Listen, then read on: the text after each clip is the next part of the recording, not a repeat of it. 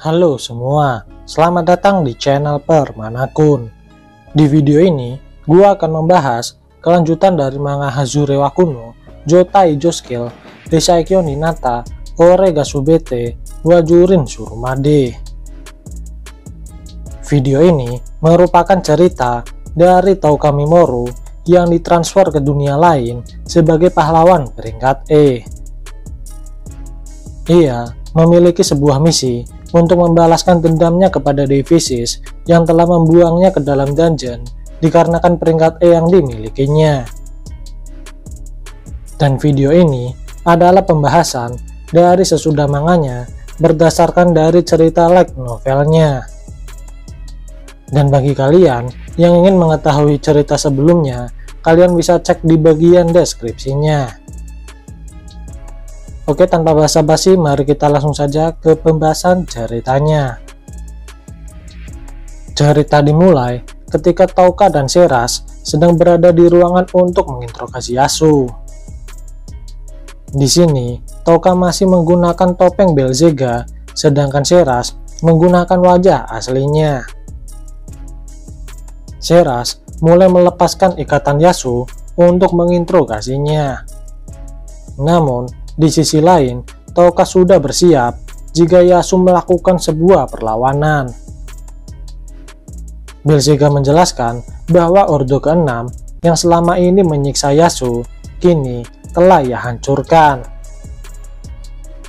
Mendengar hal itu, Yasu pun sedikit lega. Namun, ia menyadari sebenarnya penyebab ini semua adalah karena sikap sombongnya sendiri. Sejak datang ke dunia ini, ketika Yasu mendapatkan kekuatan, ia menjadi terbutakan dan akhirnya meremehkan semua orang yang ada di sekitarnya.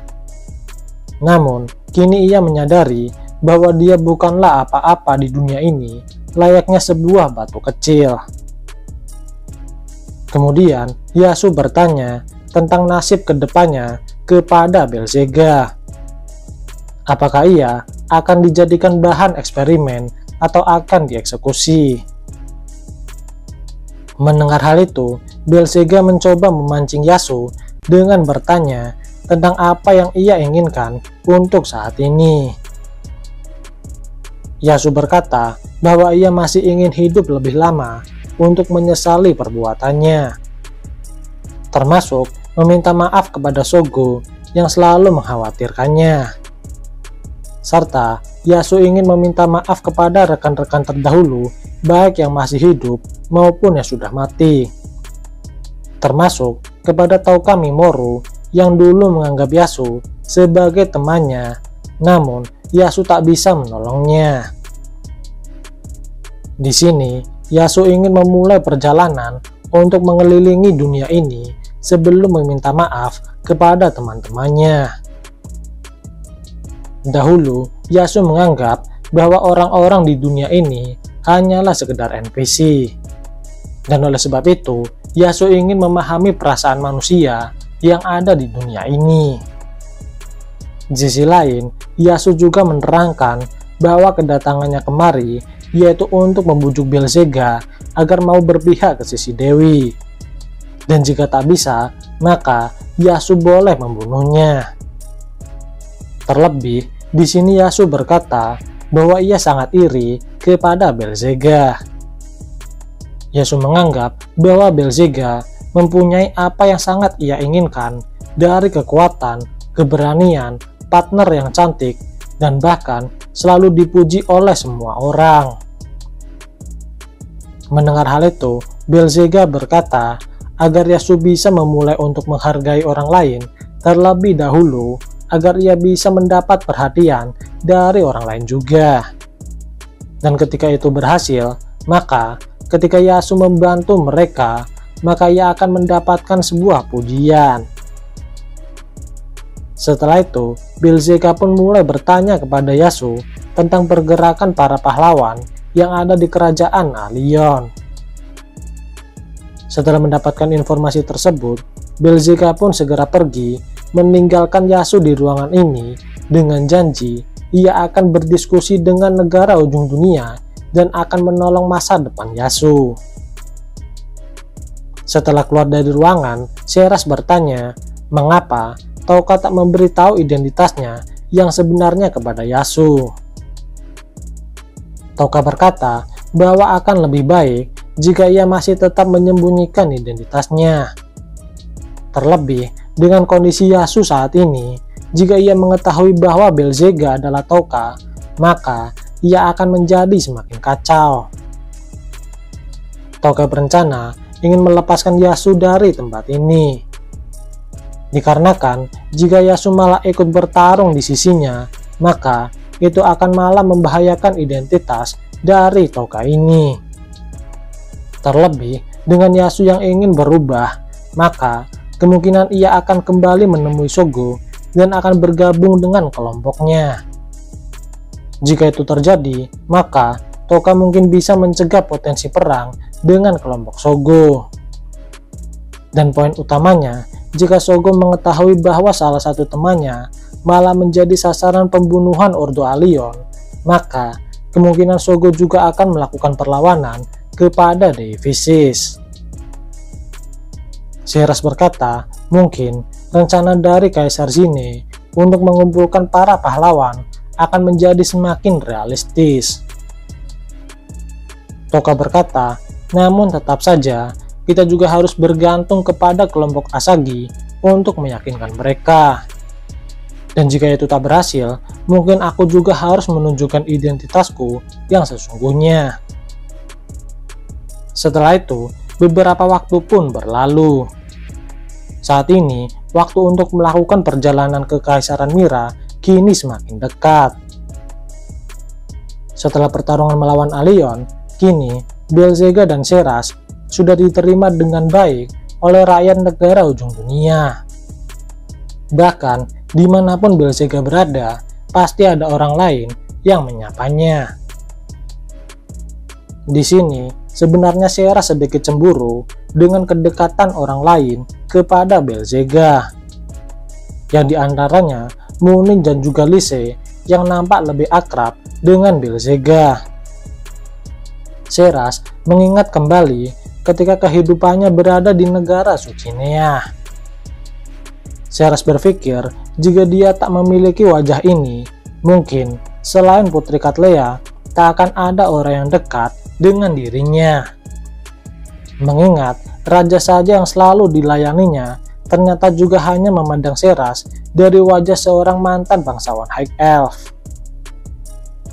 Kemudian Sheraz bertanya kepada Touka, apakah mungkin jika suatu saat nanti Sheraz mendapat luka dan wajahnya berubah, apakah Touka masih memperbolehkannya untuk tetap berada di sisinya? Mendengar hal itu, Touka yang sadar dengan kekhawatiran Sheraz berkata bahwa apapun yang terjadi, maka kau tetap adalah Sheraz. Bahkan, jika semua masalah yang ada di dunia ini selesai, aku tak akan menolak untuk tetap tinggal di dunia ini hanya bersama denganmu. Mendengar hal itu, Sheraz pun menjadi senang. Setelah itu, beberapa waktu pun berlalu. Saat ini, Yasu telah cukup pulih untuk melakukan perjalanannya. Sebelum Yasu pergi, Belzega memberinya sebuah liontin yang melambangkan bahwa Yasu adalah orang yang telah diterima oleh negara ujung dunia. Dengan Yasu membawa ini, maka ia masih bisa merasa aman ketika ia melintasi negara ujung dunia atau Kekaisaran Mira, meskipun ia adalah pahlawan Allion. Di sini, Yasu akan mengambil jalur lain menuju ke negara Allion agar ia tak terlibat konflik peperangan antara Allion dengan Kekaisaran Mira. Jadi, Yasu akan melewati Kekaisaran Mira, kemudian negara Jonato, negara Magnar, dan kembali ke negara Allion. Yasu berharap dengan ia menembus beberapa kerajaan ini, maka ia bisa mengerti lebih banyak tentang orang-orang di dunia ini. Setelah memberikan salam perpisahan, Yasu pun memutuskan untuk meninggalkan negara ujung dunia. Setelah beberapa hari kepergian Yasu, kini tiba saatnya untuk Flying Squadron juga pergi menuju ke Kekaisaran Mira. Sebelum berangkat, Belzega berjanji kepada Nyaki bahwa ketika semua ini telah selesai, maka Belzega akan memperkenalkan Elizabeth kepada Nyaki. Dan juga Belzega telah meminta kepada Kekaisaran Mira jika mereka bertarung dengan Nyantan Gigi 4, maka sebisa mungkin mereka jangan membunuhnya. Mendengar hal itu, Nyaki pun merasa senang. Namun, Nyaki berkata bahwa ia telah menyadari bahwa kakaknya adalah salah satu dari murid Dewi Fisis. Dan oleh sebab itu, jika tidak dimungkinkan, Nyaki memperbolehkan untuk Belzega untuk membunuh kakaknya. Mendengar hal itu, Belzega berkata, meskipun itu benar, namun aku berjanji akan melakukan yang sebaik mungkin. Setelah melakukan salam perpisahan dengan para penduduk negara ujung dunia, Flying Squadron pun pergi bersama dengan Munin menuju ke Kekaisaran Mira. Setelah itu, cerita pun berganti. Di sisi lain, setelah pertarungan melawan Raja Iblis, saat ini Shogo telah berkumpul dengan pahlawan yang lainnya. Namun, ia menyadari bahwa saat ini Takao bersaudara telah menghilang. Dengan hilangnya Takao bersaudara dan juga Kirihara yang malah bersekutu dengan Raja Iblis membuat semua orang menjadi cemas. Meski begitu, Shogo masih tetap memaksakan untuk berpikir bahwa Kirihara hanya bersandiwara saja untuk menjadi sekutu Raja Iblis. Dan dia mungkin akan berbalik untuk melawan Raja Iblis. Tak berselang lama, muncul Dewi Fisis yang segera bergabung dengan para pahlawan. Setelah mendengar apa yang telah terjadi dengan Raja Iblis dan Kirihara, ekspresi Dewi Fisis pun seketika langsung berubah menjadi kesal. Dewi berkata, dari zaman dulu, setiap inkarnasi dari Raja Iblis terkadang akan menggunakan manusia sebagai pionnya. Namun, baru kali ini, Raja Iblis malah bersekongkol dengan pahlawan dunia lain. Dengan demikian, aku telah kehilangan 2 pahlawan peringkat es. Di sini, Dewi berkata sambil mengeluarkan auranya, sehingga para pahlawan lain seperti tertekan oleh aura tersebut. Namun, yang membuat Shogo bingung, saat ini kondisi Dewi terdapat banyak luka gores yang ada di sekujur tubuhnya. Shogo berpikir mungkin luka tersebut berasal dari serangan monster bermata emas. Setelah itu, Shogo mencoba bertanya kepada Dewi mengenai keberadaan dari Hijiri. Mengingat Hijiri terakhir kali pergi untuk memeriksa kondisi Dewi Fisis. Dengan ekspresi sedih, Dewi berkata bahwa Takao bersaudara telah mengkhianatinya. Dia menjelaskan bahwa dia telah bertarung dengan Takao bersaudara. Namun, kalian tak perlu khawatir karena aku telah membiarkan mereka sehingga mereka masih hidup dan melarikan diri. Mendengar hal itu, Shogo pun menjadi lega. Kemudian, Dewi berkata akan mempersiapkan unit pengejar untuk mengejar mereka berdua sebagai bentuk pertanggungjawabannya. Namun, ia tak bisa menghentikan mereka atas usaha untuk membunuh Dewi. Dan terlebih, mungkin ini akan menjadi kesempatan untuk Raja Iblis kembali melancarkan serangannya. Di sini, Dewi menjelaskan kemungkinan Hijiri melakukan ini semua dikarenakan ia percaya bahwa aku tak akan memulangkan kalian semua ke dunia asal kalian. Namun, kalian tak perlu khawatir, aku akan memulangkan kalian setelah mengalahkan Raja Iblis. Dan juga, kemungkinan Hijiri telah mendapatkan pikiran negatif sehingga ia melakukan ini semua.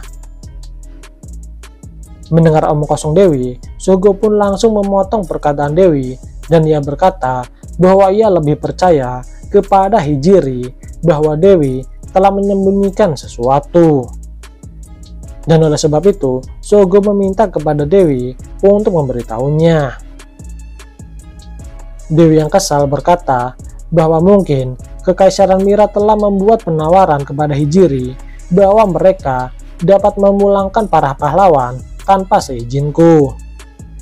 Namun yang pasti bahwa hanya aku satu-satunya lah yang bisa mengembalikan kalian semua ke dunia asal kalian. Kemudian Dewi membuat penawaran kepada Shogo, jika ia berhasil mengalahkan Raja Iblis, maka ia akan memaafkan Takao bersaudara dan juga Kirihara, serta memulangkan semua para pahlawan ke dunia asal mereka. Dewi ingin agar Shogo hanya cukup berfokus pada mengalahkan Raja Iblis saja, dan jika Kirihara mengganggunya, maka Dewi sendirilah yang akan mencoba untuk menangkapnya. Dan juga Dewi akan kembali membujuk Takao bersaudara agar bisa kembali ke sisinya. Mendengar hal itu, Shogo pun setuju akan menerimanya. Kemudian ia menanyakan tentang keberadaan kelompok Asagi dan juga Yasu. Dewi berkata bahwa kelompok Asagi saat ini masih bersembunyi setelah mereka dikejar oleh pasukan Mira karena konflik dengan negara alien. Namun, kau tak perlu khawatir karena aku telah mengirimkan utusan untuk menjemput mereka. Sedangkan untuk Yasu, saat ini belum ada kabar dari pasukan yang ada di bagian barat. Mendengar hal itu, Shogo berharap mereka semuanya dalam keadaan yang baik-baik saja. Kemudian cerita pun berganti. Saat ini Devisis tengah berada di kuil Ordovisis yang ada di bagian barat ibu kota Alien. Dewi menelusuri sebuah ruang bawah tanah yang ada di bawah kuil ini. Rupanya di dalam sebuah ruang terdapat Oyamada Shogo yang saat ini tengah mendapat perawatan khusus dari Devisis. Dewi berkata, mungkin sebentar lagi aku akan membutuhkanmu dengan segera. Setelah memastikan kondisi Oyamada, Dewi pun segera berjalan kembali menuju ke permukaan. Dalam benaknya, setelah 13 Ordo Alien berhasil mengalahkan klan Kurosaga, maka selanjutnya adalah Kaisar Mira itu sendiri yang akan dihancurkan. Sementara itu, Dewi akan mencoba menyalahkan Kekaisaran Mira atas kematian Yasu yang dibunuh oleh Ordo ke-6. Dengan begitu, maka akan timbul kebencian pada Ayaka Shogo terhadap Kekaisaran Mira. Ketika Devisis kembali ke permukaan, tiba-tiba kepala kuil pun datang dengan ekspresi yang tergesa-gesa. Ia mengabarkan bahwa ke-13 Ordo Alien kini semuanya telah dikalahkan. Kemudian cerita pun berganti. Saat ini Devisis sedang berada di dalam sebuah ruangan. Di sana terdapat beberapa orang yang sedang mengikuti rapat ini untuk menjalankan misi khusus dari Devisis. Salah satunya adalah The Fafnir bersaudara yang merupakan kelompok tentara bayaran dari Dark Walkers. Kelompok ini terdiri dari 2 orang bersaudara, yaitu Kaijin Fafnir dan Lancer Fafnir. Meskipun mereka berdua kuat, namun mereka adalah orang yang cukup pemalu. Dan oleh sebab itu, mereka selalu hanya menjalankan misi dari Devisis yang tak akan membuat nama mereka melambung tinggi. Kemudian, salah satu orang yang bernama Riri Adamantine dari kelompok tentara bayaran Sabertooth Tiger berkata, mengapa Dewi memanggil mereka semua? Bukankah Dewi memiliki party Heroic Sword dan juga 13 Ordo Alien? Di sini, Dewi menjelaskan bahwa party Heroic Sword dan juga 13 Ordo Alien kini telah dikalahkan oleh pasukan Mira. Mendengar hal itu, semua orang pun sangat terkejut. Bagaimana tidak, Lewin dan Jondo adalah orang yang sangat kuat. Namun, mereka berdua justru dikalahkan oleh Kekaisaran Mira. Melihat kebingungan di antara para tentara bayaran, segera Dewi Vicious pun memperkenalkan seseorang yang bernama Kaisar Zera. Zera adalah mantan Kaisar Mira yang ke-26. Dahulu, ia pernah diasingkan dan diusir dari Kekaisaran Mira sekitar 100 tahun yang lalu ketika umurnya sekitar 70 tahun. Namun, meski begitu, sampai saat ini mayatnya tak pernah sekalipun ditemukan.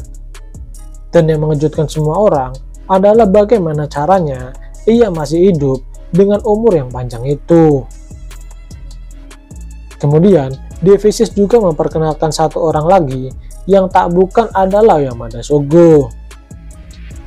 Oh ya, untuk penjelasan, Oyamada selalu memanggil Dewi Vicious sebagai ibunya setelah ia menerima perawatan dari Dewi Vicious. Mungkin si Oyamada ini telah menjadi objek eksperimen dan juga telah dicuci otaknya oleh Dewi Vicious. Melihat hal itu, semua orang pun cukup terkejut. Kaijin bertanya kepada Dewi, apakah mungkin Oyamada dapat bekerja sama bersama mereka? Mengingat tingkah memalukannya setelah peperangan di Kastil Putih. Mendengar hal itu, sambil menangis, Oyamada pun meminta maaf kepada semua orang. Dan juga ia berjanji akan menjadi orang yang berguna dalam misi ini. Namun, meski begitu, Kaijin tak mempercayai Oyamada sedikit pun. Bahkan, Kaijin berani memprotes apa yang telah dilakukan oleh Dewi Vicious. Mendengar Kaijin yang tak sopan kepada Dewi Vicious, Oyamada pun segera menyerangnya. Bahkan, ketika Lancer juga ikut membantu Kaijin, Oyamada masih bisa mengalahkan mereka berdua. Oyamada berkata bahwa ia akan membiarkan segala penghinaan yang ditujukan kepadanya. Namun, jika itu ibunya atau Dewi Vicious, maka Sogo tak akan segan untuk menyerang orang tersebut. Di sini, Dewi Vicious memberikan pengampunan kepada Fafnir bersaudara. Di sisi lain, Dewi juga memberikan kelonggaran kepada Kaisar Zera dan juga kelompok tentara bayaran Saber-Tooth Tiger untuk bisa bertindak tidak sopan kepada dirinya. Melihat hal itu, Riri setuju akan melakukan misi yang diberikan oleh Dewi Vicious. Namun, dengan syarat bahwa ia tak ingin satu kelompok dengan Oyamada Sogo. Mengingat Oyamada ini pikirannya masih belum stabil. Setelah itu, mereka pun mulai mendiskusikan rencana mereka untuk menjalankan misi ini ke depannya. Oke, sekian dulu video pembahasan light novel Hazure wa Kuno, Joutai Joskill, Desaikyo Ninata, Orega Subete, Guajurin Surumade. Jangan lupa like dan subscribe apabila kalian menyukai video ini. Dan jangan lupa aktifkan lonceng notifikasinya agar kalian dapat notifikasi ketika channel ini update video terbaru. Oke, see you.